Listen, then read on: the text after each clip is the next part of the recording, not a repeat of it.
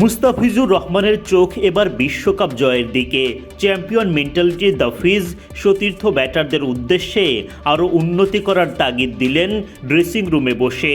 দেশ বিদেশে ফ্র্যাঞ্চাইজি ক্রিকেটে কতই না শিরোপা জিতেছেন, কিন্তু দ্য ফিজের নজর এখন দেশকে বিশ্বকাপ এনে দেওয়ার দিকে।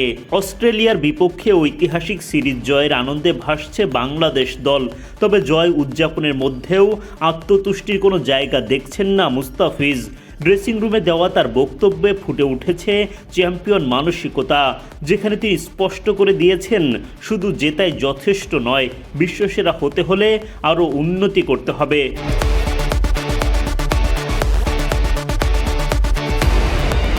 সিরিজ জয়ের পর সতীর্থদের সামনে মুস্তাফিজ বলেন, যদি আমরা আসলেই বিশ্বকাপ চ্যাম্পিয়ন হওয়ার যোগ্য হই তাহলে আমাদের আরও ভালো করা উচিত।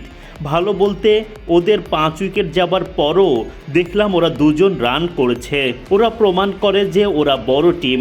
60-70 রানে 5 উইকেটের পরও রান করেছে। ওরা প্রমাণ করেছে যে ওরা বড় টিম। আমরা এরকম সুযোগ পাচ্ছি যে ঝুলে আছি। আমি কয়টা রান করলাম ও করবে, আরে আমি আসবো কেন, আমি তাসকিন আমরা ব্যাটিং করতে যাব কেন? আমার মনে হয় 2টা উইকেট নিয়ে যাওয়ার মতো হয়েছে।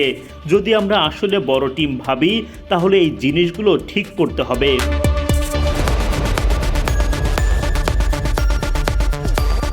মুস্তাফিজের এই বক্তব্য স্পষ্ট, তিনি কেবল সিরিজ জয় নয়, দলের মানসিকতা ও পারফরম্যান্সকে বিশ্ব চ্যাম্পিয়নের পর্যায়ে দেখতে চান। একই সুর শোনা গেল হেড কোচ ফিল সিমন্সের কণ্ঠেও। তিনি মনে করেন দল জিতলেও এখনও সেরা অবস্থানে পৌঁছাতে পারেনি। ফিল সিমন্স বলেন, আমরা জিতছি কিন্তু আমরা আমাদের সেরা অবস্থানে নেই। আমরা এখনও ভুল করছি আমাদের টেবিলে আরও ওপরে যাওয়ার জন্য, এবং আমি 4 পছন্দ করি না। 4 বাদ দাও, মানুষ 4 নিয়ে ভাবুক, চলো 3 নিয়ে কথা বলি। আমরা সেখানে পৌঁছানোর জন্য এই ভুলগুলোকে দমন করতে হবে।